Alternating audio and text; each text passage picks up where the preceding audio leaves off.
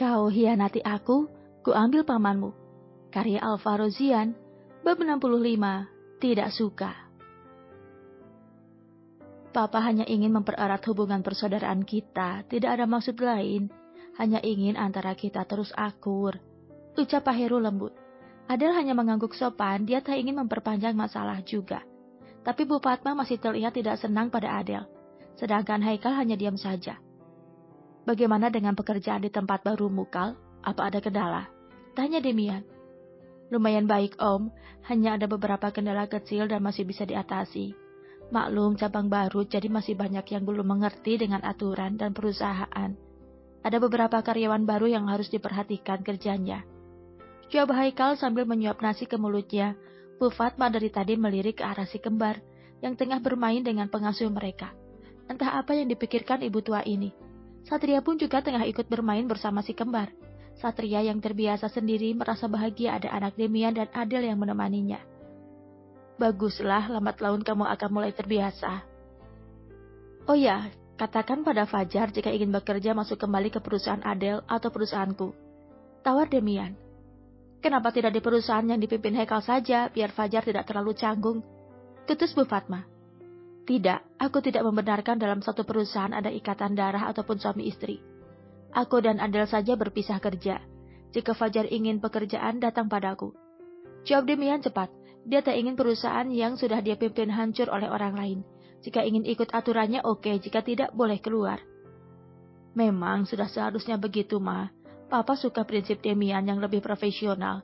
Tidak memandang bulu. Semua sama jika ingin sukses. Sahut Pak Heru. Kapan kamu tidak mendukung adikmu itu, Pak? Meskipun salah, tetap akan kamu bela. Ingat, Dam, roda itu berputar. Sekarang kamu boleh merasa kaya. Suatu saat kamu akan butuh kami. Gemang Bu Fatma pelan. Ma, tegur Pak Heru tidak senang dengan ucapan istrinya ini. Selalu tidak suka dengan kesuksesan orang lain. Benar kan ucapanku? Kamu selalu membelanya? Ujar Bu Fatma berdiri menyudahi makannya. Dia ikut bergabung bersama Haikal dan si kembar untuk bermain. Makan malam kali ini tidak terlalu tegang dan tidak juga ada candaan karena ini pertama kali Adel bertemu kembali dengan Mama Haikal. Setelah mereka bercerai, membuat Adel masih terasa sedikit canggung tapi masih tahap wajar. Setelah malam mereka duduk di ruang keluarga sambil berbincang ringan.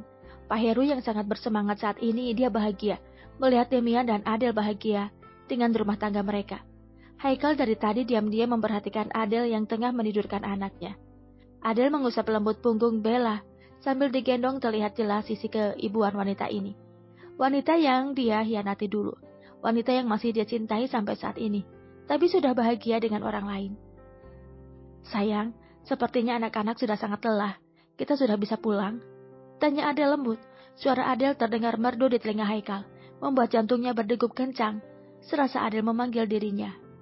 Iya sayang, keasikan ngobrol sampai lupa. Saut Demian membuat Haikal tersadar kalau itu bukan untuknya. Mas, kami pamit dulu karena si kembar sudah mau tidur. Ujar Demian dan diangguki Pak Heru. Pak Heru mengantarkan Demian sampai ke depan pintu rumahnya.